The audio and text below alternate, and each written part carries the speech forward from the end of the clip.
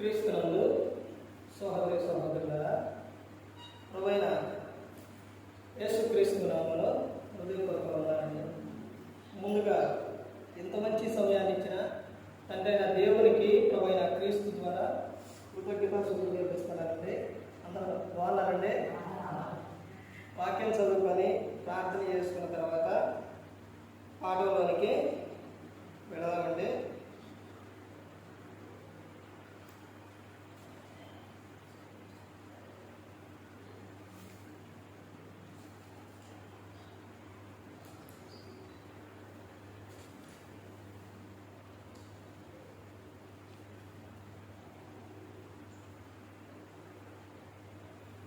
Mark గారు రాసిన సువార్త, అదే ముందుగా యోహాను సువార్త చూద్దామండి.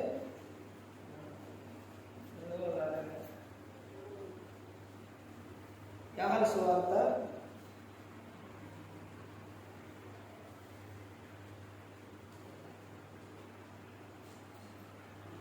4వ అధ్యాయం. యోహాను సువార్త 4వ అధ్యాయం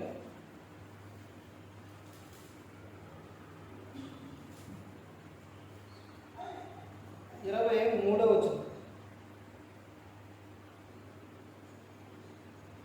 అయితే యథార్థముగా ఆరాధించువారు ఆత్మతోనూ సత్యముతోనూ తండ్రిని ఆరాధించు కాలం వచ్చుచున్నది, అది ఇప్పుడును వచ్చే ఉన్నది. తన్ను ఆరాధించువారు అట్టివారే కావాలని తండ్రి కోరుచున్నారు. దేవుడు ఆత్మ కనుక ఆయనను ఆరాధించువారు ఆత్మతోనూ సత్యముతోనూ ఆరాధింపబడి. ప్రార్థన చేసి, పరలోకమందున్న మా తండ్రి, పరిశుద్ధ ప్రేమ గల తండ్రి, గొప్ప తండ్రి, యెహోవా తండ్రి, ఈ ప్రియకుమారుడు యేసుక్రీస్తు ప్రభువారి ద్వారా కృతజ్ఞతాస్తుతులు చెల్లిస్తున్నాము నాయన. ఆరాధన క్రమంతట్లో మీరే నడిపించండి నాయన. వాక్యం బోధించుండగా వినువారు తండ్రి మంచి హృదయంతో వాక్యానుసారంగా నడిచే భాగ్యం దయచేయండి తండ్రి. వాక్యం బోధించుండగా ఈ లోక సంబంధమైన జ్ఞానంతో కాకుండా మీ జ్ఞానంతో మాట్లాడే భాగ్యం దయచేస్తారని మా ప్రభువైన యేసుక్రీస్తు నామమున వేడుకుంటున్నాం తండ్రి, ఆమేన్. ప్రభువైన యేసుక్రీస్తు నామములో హృదయపూర్వక వందనాలండి. దేవుని కుమారుడు యేసుక్రీస్తు ప్రభువు ఈ లోకానికి వచ్చిన తర్వాత పరలోక రాజ్యం సమీపిస్తుంది కనుక మారు మనస్సు పొందమని ప్రకటింప మొదలుపెట్టాడు. ఏ అంశానికైనా ఏనికైనా ఎక్కడ చెప్పినా ఎప్పుడైనా ఈ మాట ప్రతి ఒక్క చోట కూడా ప్రతి ఒక్క అంశానికి కూడా చాలా ప్రాముఖ్యమైనది. ఏమిటి అని అంటే మారు మనసు. మారు మనసు అనేది రెండు విధాలుగా మనకు ఉపయోగపడుతుంది. దేవుడు చెప్పాడు అని అంటే ఆ మాట వ్యర్థమయ్యి పోదు. మారు మనసు అనేది మనకు రెండు విధాలుగా ఎలా ఉపయోగపడుతుంది అంటే, ఒకటి భూ సంబంధమైనది, ఒకటి పరలోక సంబంధమైనది. పరలోక సంబంధమైన విషయం ఏంటంటే, నువ్వు మారు మనసు పొంది పాప క్షమాపణ నిమిత్తం యేసుక్రీస్తు నామమున బాప్తిస్మం పొందితే పరలోకం చేరుతుంది. తర్వాత ఈ లోక సంబంధంలో ఇక్కడ అంటే భూలోకంలో, ఇక్కడ ఈ లోకంలో ఆనందం ఏంటంటే మారు మనసు పొందితే ఈ క్రియలో మారిపోతుంది. నువ్వు పిలిచే పిలుపు మారిపోయింది, నీ ప్రతి ఒక్కటి కూడా మారిపోయింది. తర్వాత నిన్ను చూసేవారు పిలిచేవారు కూడా విధానం అనేది కూడా మాట కానీ అన్ని మారిపోవాలి. ఎందుకంటే నువ్వు మారిపోయావు కాబట్టి, నువ్వు మారు మనసు పొందావు కాబట్టి. నువ్వు మారు మనసు పొందితే ఏం చేస్తావు? మారు మనసు పొందితే ఏం చేస్తారు? మారు మనసు పొందితే ఏం చేస్తారు అని అంటే,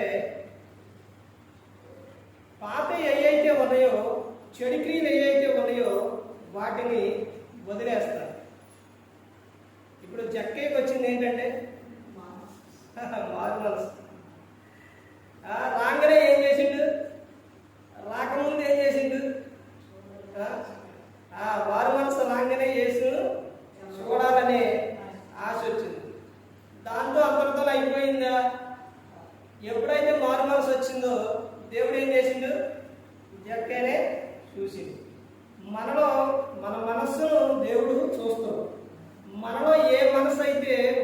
దాన్ని బట్టే దేవుడు ఏం చేస్తాడంటే నీకు ఎప్పుడైతే మారు మనసు వస్తుందో వెంటనే దేవుడు నీ యొద్దకు వస్తాడు. జక్కయ్యను కూడా అలాగే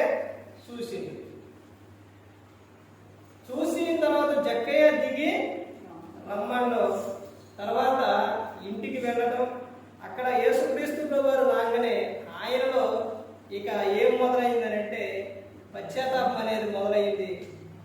ఒక భయం, అంటే నేను ఏదైతే అన్యాయంగా తీసుకున్నానో మరలా దాన్ని ఇచ్చేయాలనే ఆశ వచ్చేసి మారు మనసు ఈ విధంగా మారు మనసులో ఎంత అర్థం అనేది ఉంది. అయితే ఇక్కడ ఆనందం ఉంటుంది.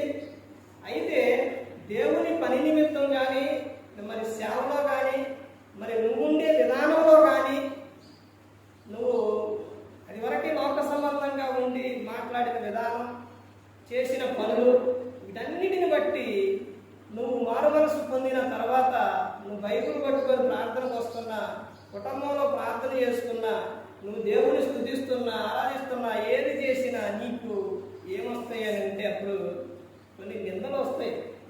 ఎందుకంటే ఇప్పుడు దాకా నువ్వు లోకంలో ఉన్నావు కాబట్టి, ఇప్పుడు మారావు కాబట్టి, ఇప్పుడు నువ్వు ఎవరు సంబంధం అయ్యావు అంటే దేవుని సంబంధం అయ్యావు. నువ్వు దేవుని సంబంధం అయిను కాబట్టి లోకస్తులు, లోకంలో ఉన్నవారు నిన్ను ఏం చేస్తారనంటే ద్వేషిస్తారు. ఒకటేనండి, దేవుల్లో ఉన్న వారికి లోకంలో ఉన్న వారికి తేడా ఏమిటి అని అంటే దేవునిలో ఉన్నప్పుడు దేవుల్లో ఉన్న వారిని లోకస్తులు ఏం చేస్తారంటే ద్వేషిస్తారు. ఎందుకనంటే వాళ్ళు ఎవరు అంటే ఒకటి సాతాను సంబంధం అంటే సాతానుతో స్నేహం చేస్తున్నారు, నువ్వు దేవునితో సహవాసం స్నేహం చేస్తున్నావు. అంటే ఇప్పుడు నీకు దేవునికి సాతానికి ఏమైనా పొత్తుందానంటే లేదు, అస్సలు కుదరదు. అలాగే వాళ్ళకి నీకు కూడా నువ్వు వాడు చేసే ఏ అల్లరైతే ఉందో, ఏ పని అయితే ఉందో, ఏ చెడు క్రియలు ఏవైతే ఉన్నాయో నీకు అవి నచ్చవు. నువ్వు దేవుని ఆలోచనలతోని, దేవుని విధానంలోని, ఆయన తలంపులు ఆ మనసు కలిగి ఉన్నావు కాబట్టి నువ్వు ఆయనకి ఏది ఇష్టమో అదే కోరుకుంటావు. కానీ లోక సంబంధంగా నువ్వు అసలు ఉండలేవు, అలా బ్రతకలేవు. అవి నీకు నచ్చవు. వ్యర్థమైనది చూసేటప్పుడు లేదా వ్యర్థమైన మాటలు విన్నప్పుడు అక్కడ నువ్వు నిలబడలేవు, ఉండలేవు. ఎందుకంటే నువ్వెవరో దేవుని సంబంధం. తర్వాత మనం అయితే ముందుగా అంశం పాఠం పేరు రాసుకొని దేవుని ఎలా స్తుతించాలి, దేవుణ్ణి ఎలా స్తుతించాలి. ఇందాక మనం చదవబడిన ఈ మాటలోని యోహాను గారు రాసిన సువార్తలోని 4వ అధ్యాయం 23వ వచనం నుంచి చూస్తే అక్కడ యేసుక్రీస్తు ప్రభువారు చెబుతున్న విధానం, యేసుక్రీస్తు ప్రభువారు చెబుతున్న మాట ఏంటంటే సమరయ స్త్రీతో చెబుతున్నారు. యేసుక్రీస్తు ప్రభువారు సమరయ స్త్రీతో ఏమని చెబుతున్నారు అంటే అక్కడ ఆయన చూడండి, అయితే యథార్థముగా ఆరాధించు వారు ఆత్మతోనూ సత్యముతోనూ తండ్రిని ఆరాధించు కాలం వచ్చుచున్నది. అంటే వచ్చుచున్నది, వచ్చిద్ది అని చెప్తూ తర్వాత ఏమని చెప్తున్నా, అది ఇప్పుడును వచ్చే ఉన్నది. అంటే వచ్చే ఉన్నది అని అంటే ఆల్రెడీ అక్కడ ఏమని చెప్తున్నారు, అది ఇప్పుడును వచ్చే ఉన్నది. ఇప్పుడు అలాంటి వారు లేరంటారా? ఉన్నారు. అంటే ఆయన చెప్పారు అంటే ఉన్నారు. అలా ఆరాధించేవారు ఉన్నారు. అదే అక్కడ ఆయన చెబుతున్నారు. అయితే ఇక్కడ ఏమని చెప్తున్నారు అంటే తన్ను ఆరాధించువారు అట్టివారే కావాలని తండ్రి కోరుతున్నారు. ఎవరు దేవుణ్ణి ఎలా ఆరాధించాలని, ఆత్మతోనూ సత్యముతోనూ ఆరాధించాలి, అట్టివారు కావాలి అని దేవుడు కోరుకుంటారు. అయితే అక్కడ ఏమని చెప్తున్నారంటే దేవుడు ఆత్మ కనుక ఆయనను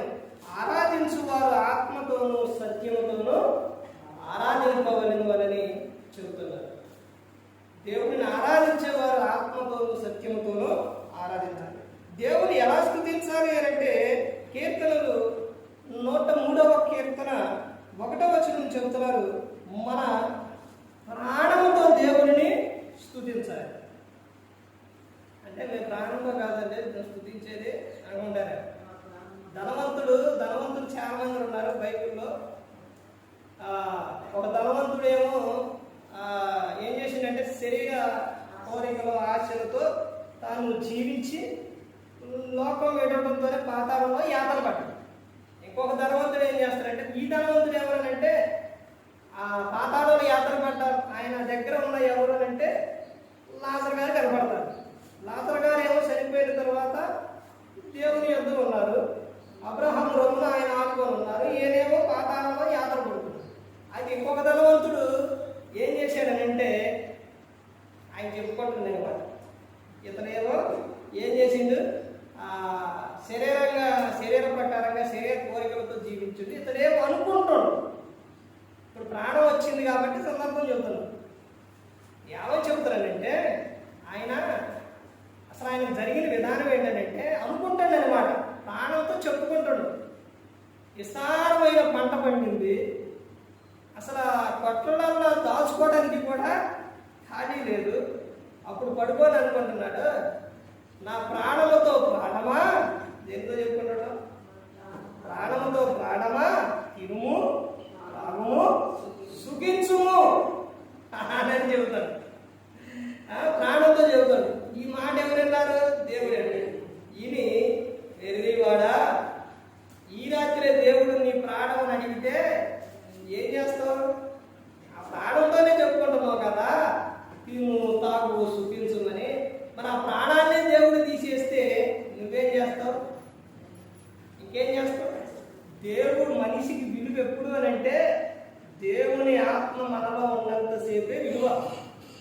నువ్వు 6 అంతస్తులు ఇల్లు కట్టు, లేకపోతే డాబా కట్టు, ఏదైనా కట్టు, నువ్వు ఏ విధంగా కట్టు, నువ్వు కోటేశ్వరుడు అయినా ఎవరు అయినా.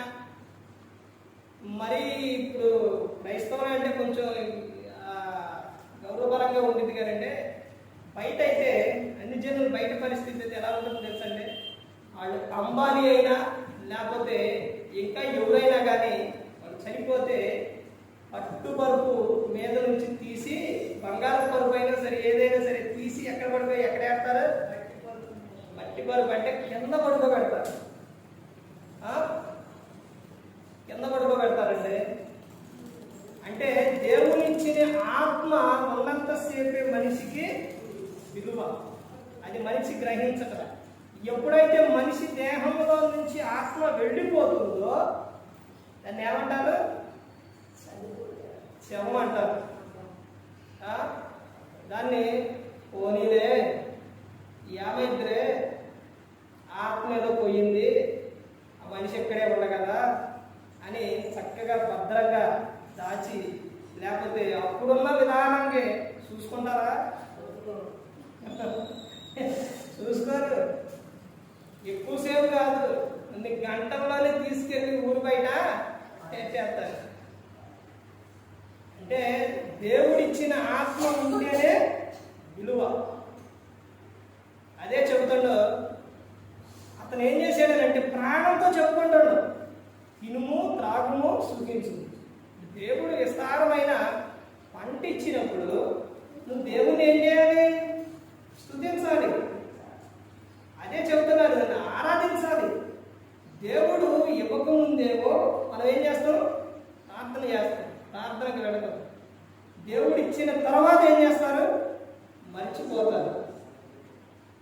దేవుని మర్చిపోయే విధంగా ఉన్నారు. ఇక్కడ ఏమని చెబుతున్నారంటే మన ప్రాణముతో దేవుడిని ఏం చేయాలి? స్తుతించాలి. ప్రాణముతో స్తుతించాలి. ప్రాణం అనగా అవి ఏం చేయాలంటే, ప్రాణంతో ఎలాగోనంటే నేను దేవుణ్ణి స్తుతించాలి అని నువ్వు నీ మనసులో రాగానే నువ్వేం చేస్తావు? వాక్యం చదువుతూ ప్రార్థన చేస్తావు, తర్వాత మందిరానికి వెళతావు. నీ మనసులో ఏం చేస్తున్నావు? ప్రాణంతో నువ్వేం చేస్తున్నావు? దేవుణ్ణి స్తుతిస్తున్నావు. కాబట్టి వెంటనే నువ్వేం చేస్తావంటే క్రియారూపకంగా వెళ్ళిపో. తర్వాత చెప్తున్న విషయం ఏంటంటే కీర్తనలో 9వ కీర్తన 1వ వచనంలో పూర్ణ హృదయంతో దేవుని స్తుతించాలి. మన పూర్ణ హృదయంతో. మరలా నీకు ఇక వేరే విధంగా ఏమి కూడా ఉండకూడదు. ఆయన తండ్రి అయిన దేవుడు 10 ఆజ్ఞలు చెప్పాడు. 10 ఆజ్ఞల్ని యేసుక్రీస్తు ప్రభువారు ఇదిగో నాయన ఈ 10 ఆజ్ఞలు కలిపి నేను ఇదిగో ఈ విధంగా అంటే మీరు ఈ 2 పాటిస్తే ఆ 10 ఆజ్ఞలు పాటించినట్టే. ఏంటా 2 ఆజ్ఞలు? నీ దేవుడైన ప్రభువును నీ పూర్ణ హృదయంతోను, పూర్ణ ఆత్మతోను, పూర్ణ బలముతోను, పూర్ణ శక్తితోను నువ్వు ఏం చేయాలి? దేవుని స్తుతించాలి. తర్వాత రెండోది ఏం చెప్పారంటే ఒక 5టికి ఇది ఈ మాట ఒక 5 ఆజ్ఞలకే ముందు చెప్పింది. ఇంకొక 5 ఆజ్ఞలకు ఏంటంటే నిన్ను వలె నీ పొరుగు వారిని ప్రేమించు. ఇంకొక 5 అర్థమైందండి. నువ్వు మీరు 2 పాటించండి, ఆ 10ని మీరు ఏం చేస్తారు? చేసినట్టే. కానీ మనిషి ఈ 2 చేయలేదు. ఏమని చెప్తున్నారంటే దేవుణ్ణి పూర్ణ ఆత్మతో ఆయనని ఏం చేయాలి? స్తుతించాలి. తర్వాత ఇక్కడ చెబుతున్న విషయం ఏంటంటే కీర్తనలు 63వ కీర్తన 3వ వచనంలో పెదవులతో దేవుణ్ణి స్తుతించాలి. పెదవులతో దేవుడిని ఏం చేయాలి? స్తుతించాలి. అసలు దేవుడు చెప్తున్న విషయం చూడండి. ఏం చెప్పాడు? మన ప్రాణంతో దేవుని స్తుతించాలి, పూర్ణ హృదయంతో దేవుని స్తుతించాలి, పెదవులతో దేవుని స్తుతించాలి. అంటే ముందు చెప్పబడిన ఇవన్నీ కూడా ఎక్కడ? హృదయంలో నుంచి రావాలి, హృదయంలో ఉండాలి. మార్కు సువార్త 7:21 వచ్చారు. హృదయం నిండిన దానిని బట్టే నోరు మాట్లాడుతుంది. ఇక్కడ ఏమని చెప్తారంటే హృదయంలో నుంచి చెడ్డవన్నీ కూడా వస్తాయంట. ఈ హృదయంలో ఏదైతే ఉందో అవన్నీ కూడా బయటకు వస్తాయి. ఈ హృదయం ఏదైతే నిండి ఉందో అవే బయటికి వస్తాయి. అందుకనే ఆయన ఏమని చెప్తున్నారంటే ముందు చెప్పబడిన విషయం దేవుడు నీకు నీ హృదయంలో ఉండాలి, దేవుడిని నువ్వు స్తుతించాలి. తర్వాత చెప్తున్న విషయం ఏంటంటే పెదవులతో దేవుడిని స్తుతించాలి. పెదవులతో ఎలా స్తుతిస్తారు? ఎలా స్తుతిస్తారంటే అందరికీ తెలియని విషయం కాదు, కాకపోతే చెప్పడం అందరికీ తెలుసు. ముందుగా ప్రారంభ ప్రార్థన చేసిన తర్వాత ఏం చేశారు? పాటలు పాడారు. అంటే పెదవులతో ఏం చేస్తున్నారు? దేవుణ్ణి స్తుతిస్తున్నారు. అంటే పాట ద్వారా కూడా దేవుణ్ణి స్తుతిస్తున్నారు. తర్వాత ఇంకా ఏమని చెప్తున్నారంటే ఆ కీర్తనలు 63వ కీర్తన 5వ వచనంలో ఉత్సాహంతో దేవుణ్ణి స్తుతించాలి. ఎలా స్తుతించాలి? ఉత్సాహం ఉందండి. ఉత్సాహం ప్రార్థనకు వచ్చినప్పుడు ఎలా వస్తున్నారు? ఏంది బాధ, ఏంది ఈ పొద్దున్నే ఈ ప్రార్థన ఏంటి, ఈ బాధ ఏంటి అనుకుంటారా? అలాగా ఉత్సాహంగా ఉండాలి. క్రైస్తవుడు అంటే ఎలా ఉండాలంటే యేసుక్రీస్తు ప్రభువారు కొండ మీద ప్రార్థన చేయడానికి వెళ్ళినప్పుడు ఆయన వస్త్రాలు ఎలా మెరిచినాయి? దగ్గ మెరిచింది. ఏ చాకలి వారు కూడా అంత తెలుపుగా చేయలేనంత విధంగా ఉన్నాయంట యేసుక్రీస్తు ప్రభువారు. ఇంకా వెనకెళ్తే మోషే గారు కొండ మీద 40 రోజులు ఉన్న తర్వాత ఆయన తిరిగి వచ్చినప్పుడు మొహాన్ని చూడలేకపోయారంట, ముసిగేసారంట ఆయన మొహం మీద. తేజస్ బాగా చెప్పారు. మొహం మీద ఎలా కనపడుతుందనంటే ఉత్సాహం. నువ్వు దేవునితో ఎక్కువగా గడిపినప్పుడు అంటే ప్రార్థనలో నువ్వు ఎక్కువ గడిపినప్పుడు నీ ముఖం ఎలా ఉంటుందంటే తేజస్సులాగా కనపడుతుంది దేవునితో. అంటే దేవునితో నువ్వు ఉంటున్నావు కాబట్టి, అంటే దేవునితో మాట్లాడుకుంటావు కాబట్టి ఆ వెలుగు ఏమవుతుందంటే నీ మీద ప్రకాశిస్తుంది. మనిషికి ఈ రోజు కావాల్సింది ఏంటంటే ఉత్సాహం. ఒక క్రైస్తవుడు ఆలోచన, వాక్యం చదివి వాక్యం వినేవారి ఆలోచన ఎలా ఉంటుందంటే ఎన్ని బాధలున్నా, ఎన్ని సమస్యలున్నా, ఎన్నున్నా ఎలా ఉంటారో తెలుసండి? ఉత్సాహంగా. ఎలా అని అంటే ఫిలిప్పీలకు 4వ అధ్యాయం 4వ వచనంలో అపోస్తలుడైన పౌలు గారు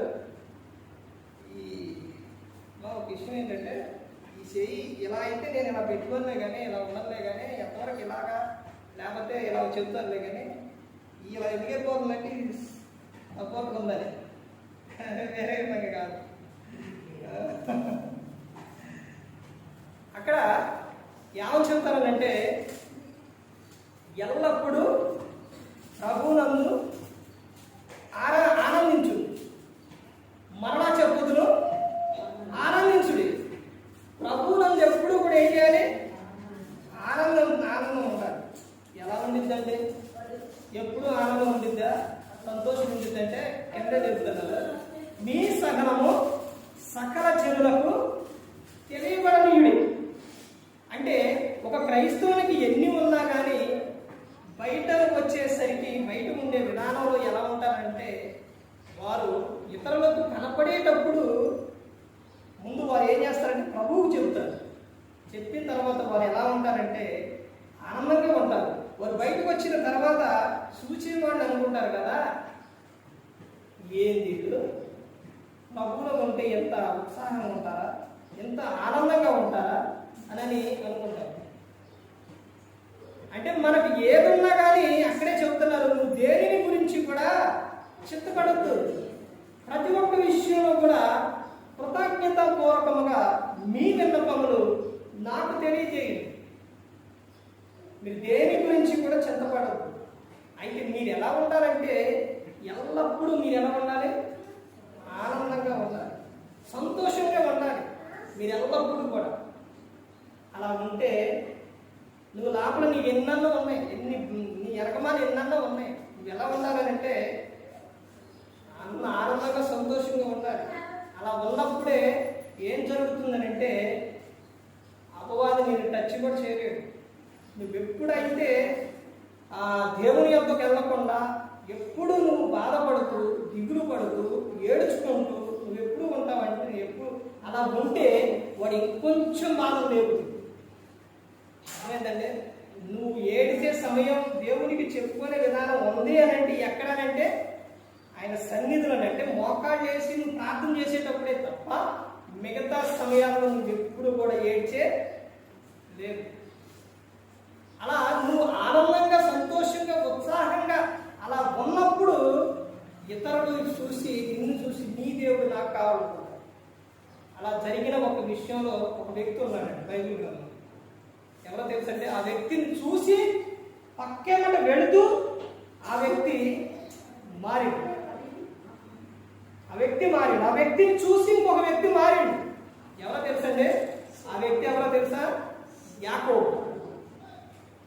యాకోబుని ఏం చేశారో తెలుసండి? యాకోబుని చంపేయడానికి, అంటే చిరచ్ఛేదం, అంటే ఆయన చంపేయడానికి పట్టుకొని తీసుకెళ్ళేటప్పుడు ఆయన ఎలా వెళ్ళాడో తెలుసంటే, యాకోబు ఒక వ్యక్తిని చంపేస్తారు, నేను కొన్ని క్షణంలో చనిపోతాను అన్నప్పుడే భయపడ్డా యాకోబు గారు.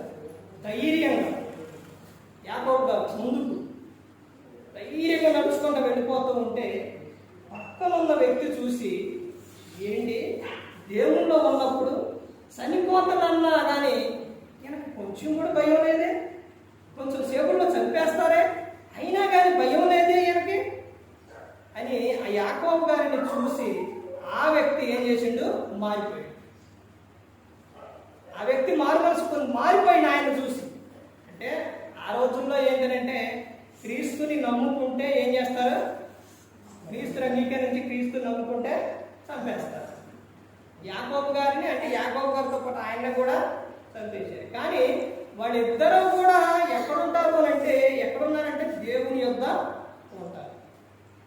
అంటే లోకంలో మనం ఇప్పుడు మీకు చాలా మందికి అలాంటిది ఏం లేదండి. ఒక వ్యక్తి మారినప్పుడు, ఒక వ్యక్తి ఎప్పుడు కూడా ఆనందంగా సంతోషంగా నువ్వెప్పుడు కనబడుతూ ఉన్నప్పుడు ఇతరులు చూసి నీ దేవుడు నాకు కావాలి. ఎప్పుడు కూడా ఉత్సాహంతోనే ఒక క్రైస్తవుడు ఎప్పుడు కూడా జీవించాలి. ఎందుకు? నీకు ఎన్ని సమస్యలు ఉన్నా, ఏదున్నా, ఏమైనా కానీ నువ్వు దేవునితో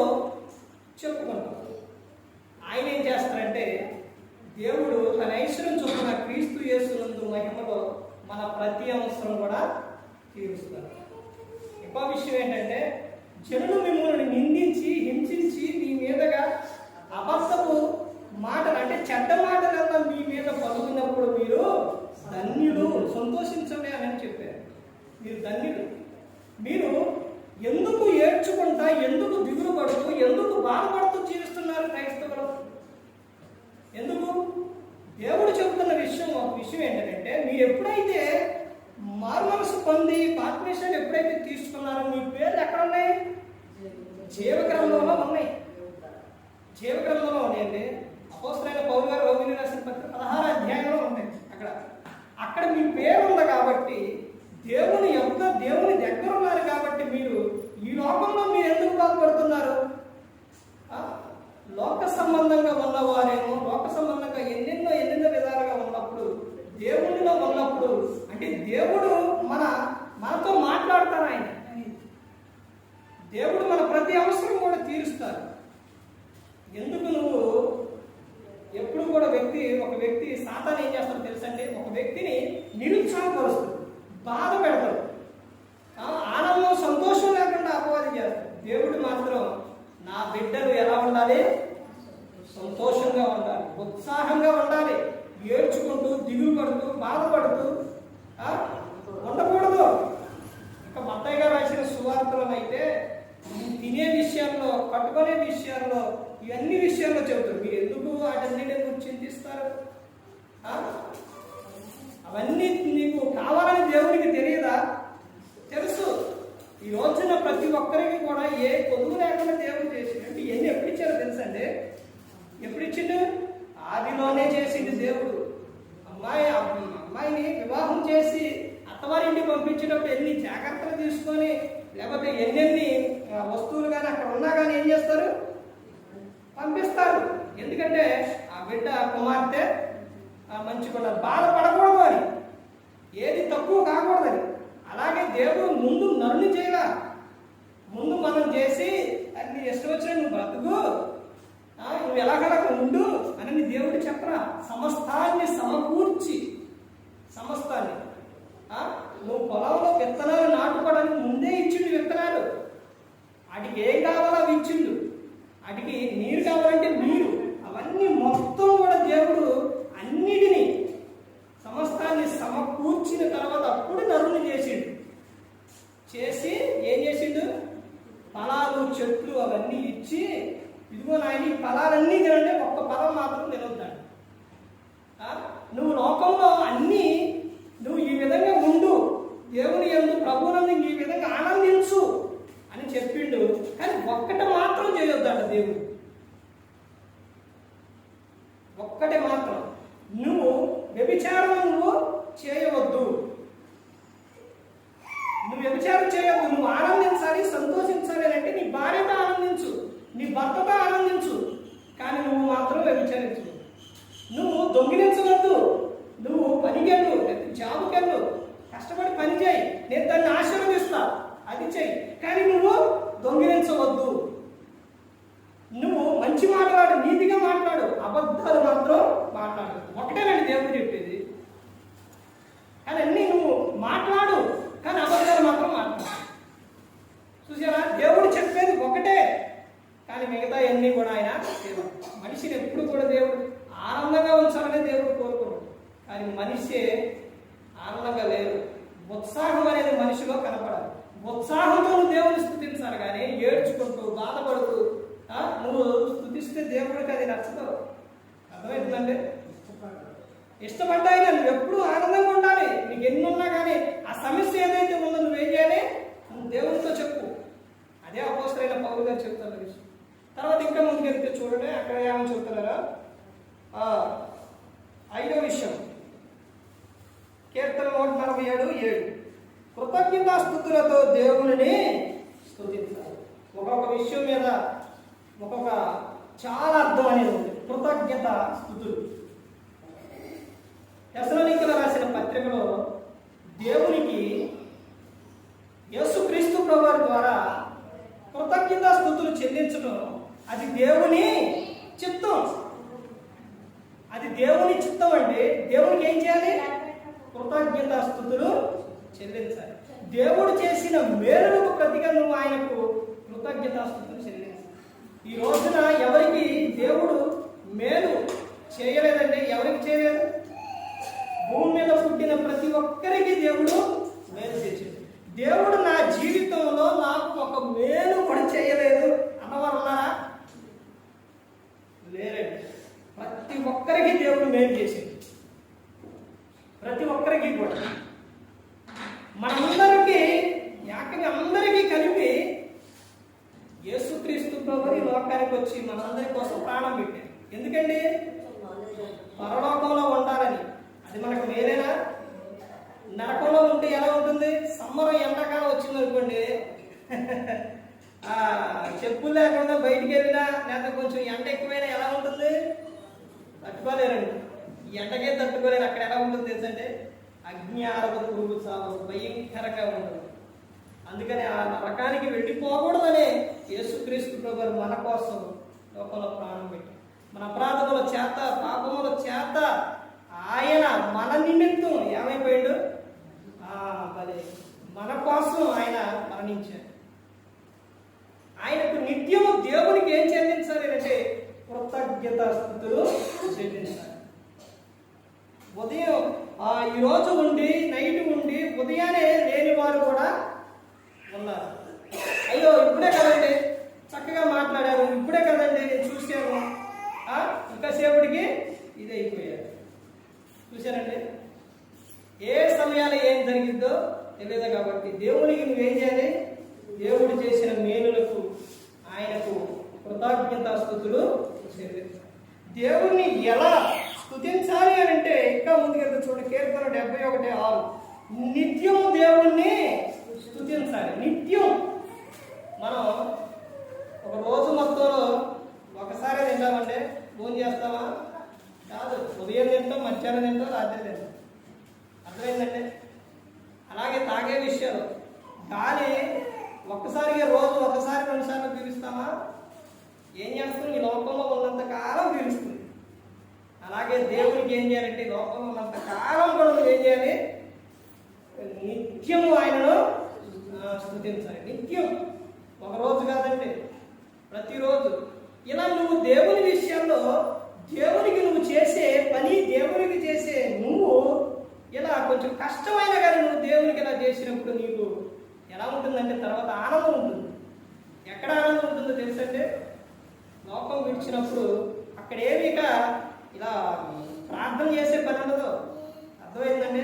ఇలా నేను వెళ్ళి మరి పొద్దున్నే లేచి మరి ఇలా చేయాలి, ప్రార్థనకి వెళ్ళాలి, ఈ బాధను అక్కడ ఏముండదు.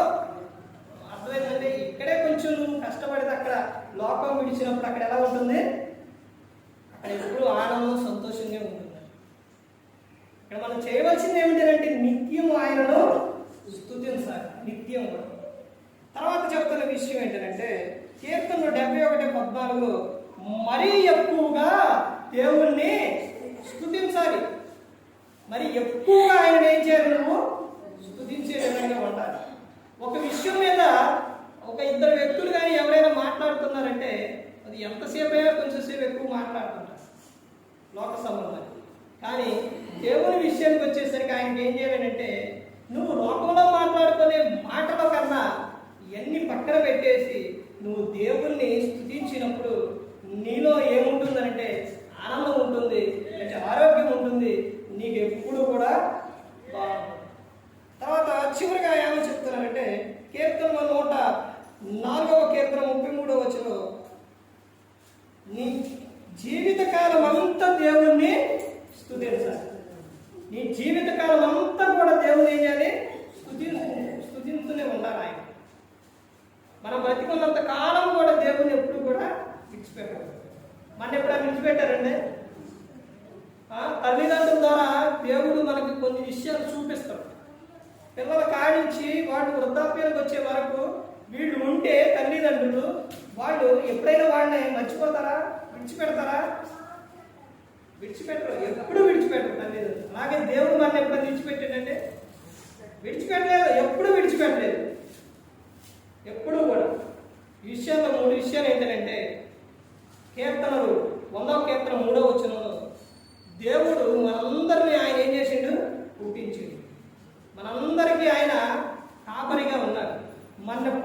ప్రేమించిన ఆయన మనల్ని విడిచిపెట్టకుండా మనల్ని కాపాడడానికి పరలోకం చేర్చడానికి యోహాను సువార్త 3:16లో యేసు క్రీస్తు ప్రభువారిని లోకానికి పంపించారు.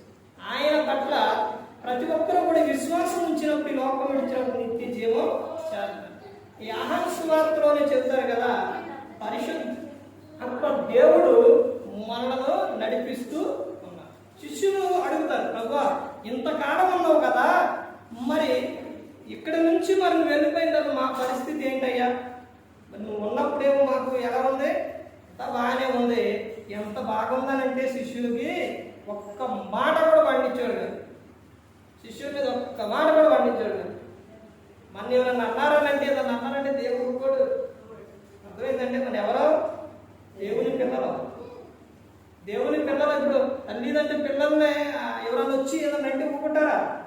ఊరుకోరు. అలాగే దేవుడు మనం దేవుని పిల్లలం కాబట్టి ఎవరన్నా ఏదన్నా అంటే ఊరుకోరు. ఇప్పుడు యేసుక్రీస్తు ప్రభువారు ఎంతగా కాపాడారంటే శాస్త్రులు పరిచయులు వాళ్ళందరూ కూడా ఒక్కొక్క సందర్భంలో శిష్యుల్ని నిందించడానికి, శిష్యుని ఏదో ఒకటి అనడానికి, ఇప్పుడు సంఘమైన దేవుళ్ళకి వచ్చిన వారైనా ఏదో ఒక చిన్న లోపం అనేది ఉంటుంది. దాన్ని మనం ఏం చేసుకోవాలంటే సరి చేసుకోవాలి. ఇప్పుడు శిష్యులు యేసుక్రీస్తు ప్రభువారు వెళ్తున్నారు మార్గం వెళ్ళేటప్పుడు, ఇప్పుడు అంటే లేవులే కానంటే అంటే నా చిన్నప్పుడు ఉన్నాయంటే మీ చిన్నప్పుడు కూడా ఉండేవాడిని. ఏంటి అంటే వెన్నులు, అంటే మొక్కజొన్న పంపులు, వెన్నులు అవి ఎలా ఉంటాయి అంటే ఇత్తులు చిన్న చిన్నగా ఉంటాయి, ఇక్కడ కంపులు వస్తాయి. వీళ్ళు వెళ్ళేటప్పుడు ఏం చేశారంటే ఇక్కడ కాకరాయింది ప్రభు ముందు వెళ్తాను. వీళ్ళు ఏం చేశారంటే ఎనకమాల వాటిని ఇలా పెట్టేసి దాంట్లో పెట్టేసి దానికి ఒక గుడ్డ చుట్టేసి ఇలా కొడితే రాలితే తినుకుంటూ వెళ్ళిపోవచ్చు. వీళ్ళు వెన్నుల నుంచి అవి కొట్టుకొని తిరుగుడు పోతున్నారు. పోతూ ఉంటే వెనకమాల ఉన్నవారు మరి అసలే ఇప్పుడు ప్రభు ఈయన ప్రేమించిండు, మరి ఈ శాస్త్రులు పరిచయం చేసే మాటలకి పనులకి దానికి యేసుక్రీస్తు ప్రభువు ఏం చేస్తున్నారంటే వాళ్ళు గద్దిస్తున్నారు. మరి అప్పుడు ఎక్కడ ఇది దొరికిద్దా అనేది, ఎక్కడ తప్పు దొరికిద్దని చూస్తున్నారు. ఇలాంటి సందర్భంలోని వీళ్ళేమో ఇలా చేసేసరికి అప్పుడు వాళ్ళు ఏమంటారంటే, ప్రభా ఇదిగో ఈ శిష్యులు చూడండి ఏం చేశారు, మార్గాలు పోతుంటే వాళ్ళు ఏం చేశారు, వెన్నులు తుంచుకొని తిన్నారు అంటంతోనే యేసుక్రీస్తు ప్రభువారు మాట పండేయడం. అప్పుడు యేసుక్రీస్తు ప్రభువారు ఏమంటారు తెలుసండి, దావీదు చేసింది మీకు గుర్తులేదా? ఆయన సముఖపు రొట్టెలు మందిరంలో ఉన్నప్పుడు ఆకలేసినప్పుడు ఆయన తినలేదా? అది ఆయన తినలేదా అని చెబుతారండి. నాకు అర్థమైందండి. ఆయన ఎందుకని ఆయన మీ శిష్యుల మీద ఎందుకు మాట పండేయలేదు అంటే, ఇప్పుడు యేసుక్రీస్తు ప్రభువారు ఇక్కడ ఎక్కువ కాలం ఉండరు. ఆయన ఇచ్చిన కాలం 33 సంవత్సరాలు పూర్తి చేసుకొని వెళ్ళిపోతారు. మరి తర్వాత వీళ్ళని ఎలా చూస్తారు? ఆయన వెళ్ళిపోయిన తర్వాతే మంచి చూసిన తర్వాత, వెళ్ళిపోయిన తర్వాత బాధ పెట్టారు. ఇంకా వీళ్ళకన్నీ కదా సపోర్ట్ చేయకోకుండా, మాట్లాడుకోకుండా, అంటే వాక్యానుసారంగా చెప్తారు, వేరే విధంగా కాదు, వాక్యానుసారంగా. ఒకవేళ ఇది లేదన్నా తప్పుకి ఏదన్నా చేశారనుకోండి, దాన్ని గద్దించకుండా మాత్రం అయితే ఉండడం. ఎక్కడ గద్దిస్తారో తెలుసండి, ఎక్కడ గద్దిస్తారో? గద్దించిండు వాళ్ళు మార్గాన్ని వెళ్ళినప్పుడు బయట మాట్లాడితేనేమో వాళ్ళు కొనసాగిపోతారు. అక్కడ కాకుండా వీళ్ళని ఇంటికి వెళ్ళిన తర్వాత, గదిగా లోపలికి వెళ్ళిన తర్వాత అప్పుడు చెబుతాడు మాట ఆడకి.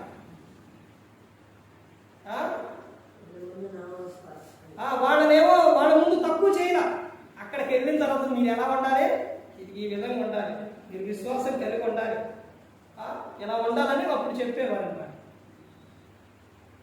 అలాగే దేవుడు ప్రతి ఒక్కడి కూడా మన ప్రతి అవసరం తీరుస్తూ మనల్ని ఒకరి విధంగా ఒక పక్కన మనల్ని తలదించుకునే విధంగా దేవుడు చేయడు. ఎందుకంటే మనం ఎవరో దేవుని పిల్లలు.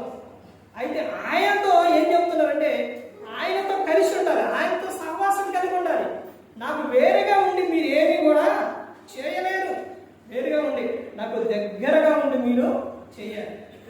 ఇప్పుడు యేసుక్రీస్తు ప్రభువారు ఇక్కడ నుంచి వెళ్ళేటప్పుడు మరి ఎంత ప్రేమ చూపించిన ఆయన మరి వెళ్ళిపోయేటప్పుడు ఎవరికైనా బాధగా కలగదండి. కలిగింది కదా. అప్పుడు శిష్యులు అడుగుతారు, ప్రభా మరి నువ్వు వెళ్ళిపోతున్నావు, మా పరిస్థితి ఏంటి ప్రభా అన్నప్పుడు, అయ్యా నేను మిమ్మల్ని ఒంటరిగా విడిచిపెట్టను, మిమ్మల్ని ఎప్పుడూ అనాథగా విడిచిపెట్టను. నేను ఇక్కడ నుంచి వెళ్ళంగానే ఆత్మ, సత్యస్వరూపి అయిన ఆత్మ మీ వద్దకు, మీ మీదకు వస్తాడు. ఆయన వచ్చినప్పుడు మిమ్మల్ని సర్వ సత్యంలోనికి నడిపిస్తాడు. ఆయన ఇక ప్రతి ఒక్కటి కూడా మత్తయి సువార్త 10:20 మీ తండ్రి ఆత్మ మీలో ఉండి మాట్లాడుతున్నారే కానీ మాట్లాడేవారు మీరు కాదయ్యా. మీరు ఎక్కడ ఏం మాట్లాడాలో ఏం చెప్పాలో అవన్నీ కూడా తండ్రి చూసుకుంటాడు. పరిశుద్ధాత్ముడు మిమ్మల్ని ఏం చేస్తారంటే నడిపిస్తారు. ఇక మీరు ఎక్కడికి వెళ్ళాలి, ఎలా ఉండాలి, ఏంటి. దేవుని ఇంకో విషయం ఏంటో తెలుసంటే పరిశుద్ధాత్ముడు మనం ఎలా ప్రార్థన చేయాలో కూడా మనకు నేర్పిస్తారు. ఎప్పుడు మనం విడిచిపెట్టాలి. దేవుడేమో మనల్ని ప్రేమించి, లోకాన్ని ప్రేమించి మన లోకంలో పుట్టించిండు. యేసుక్రీస్తు ప్రభువారేమో మన కోసం ప్రాణం పెట్టారు. పరిశుద్ధాత్ముడేమో మనలను నడిపిస్తాడు. అందుకని యేసుక్రీస్తు ప్రభువు చెప్తారు, పరిశుద్ధాత్ముడిని ఎప్పుడు కూడా మీరు దుఃఖపరచొద్దు.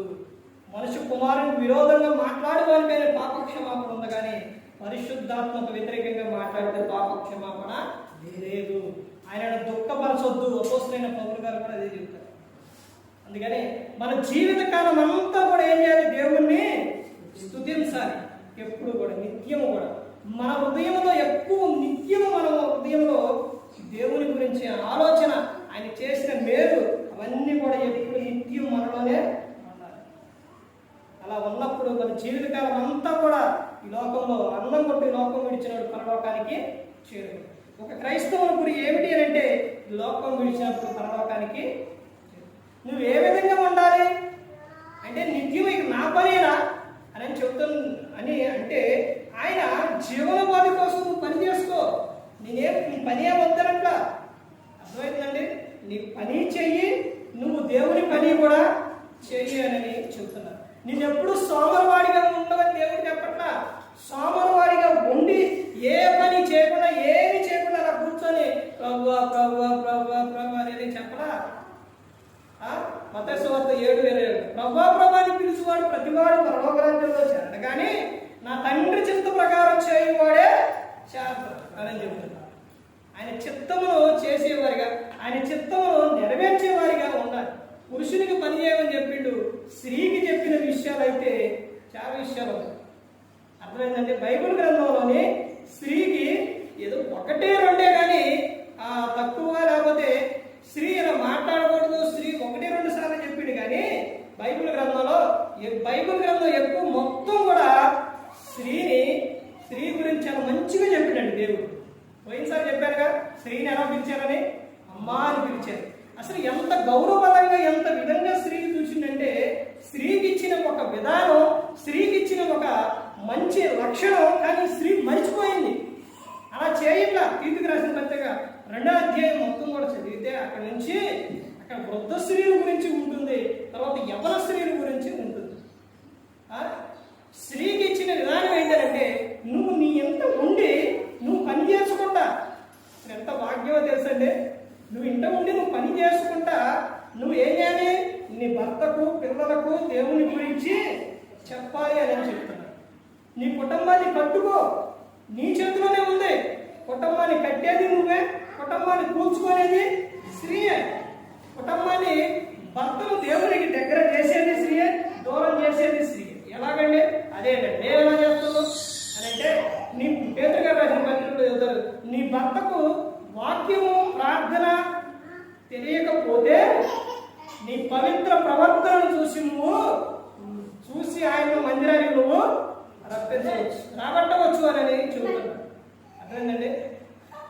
ఈ రోజున స్త్రీ చూడండి, దేవుడు ఇచ్చిన విధానాన్ని బట్టి ఎంతమంది దేవుడు కుటుంబాలు కట్టుకునే విధంగా చాలా మంది బైబిల్ గ్రంథంలోనే ఉన్నారు, చాలా మంది బయట కూడా.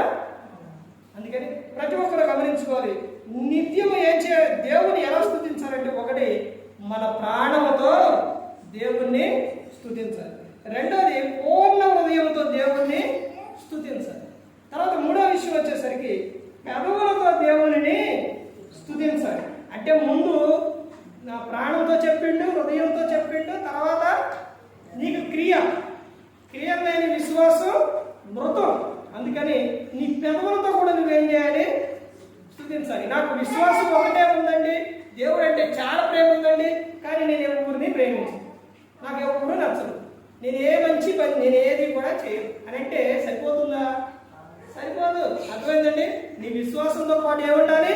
క్రియలు ఉండాలి. కాబట్టి పెదవులతో ఏం చేయాలి? నువ్వు దేవుడిని స్తుతించాలి. అంటే నీ హృదయం నిండిన దాన్ని బట్టి నోరు మాట్లాడతాడు. అందుకని ముందు ఆ విషయాలు చెప్పారు.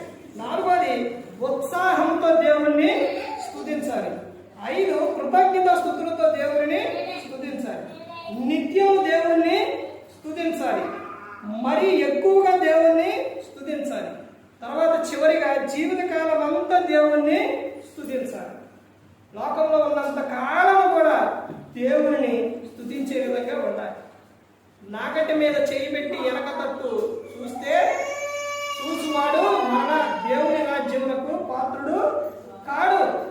నాగటి మీద చేయి పెట్టి వెనక చూడు, అది ఎడిపోతుంది, అసలు ఎడబోతుంది, ఎటు పడితే అటు వెళ్ళిపోతుంది, తెల్లకపోదు. అలాగే నువ్వు నాగటి మీద దేవుని ఎందుకు వచ్చినప్పుడు మళ్ళా నువ్వు లోకం వైపు చూస్తే దేవుని దగ్గర దేవుని రాజ్యంలో నువ్వు చేరవచ్చు. అందుకని ఏదొకటైనా ప్రతి ఒక్కటి కూడా దేవునికి చెప్పుకునే వారిగా ఉండాలి. మనందరూ ఎవరు అంటే దేవుని పిల్లలు.